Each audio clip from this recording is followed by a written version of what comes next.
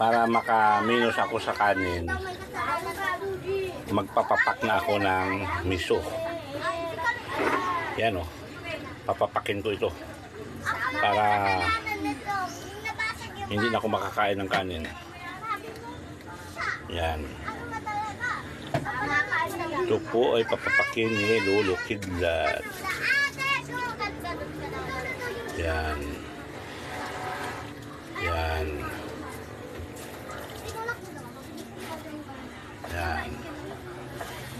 Ngayon, sabaw-sabaw. Yan. Hindi ako sasabay sa kanila sa pagkain. Kasi magtatago ako sa yungib ko. Yan. Yan. Ay, sumubra na. Balik.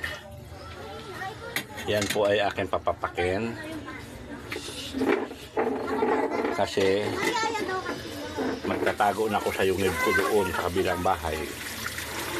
Doon ako magsisilpon at magkuyakuyakoy. Walang kanin. Ito lang guys. Puro isda. Miso. Yan. Itong apan-apan.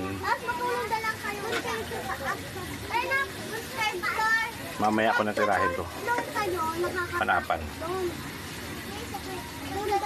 May bagoong yan. Alamang. Sarap.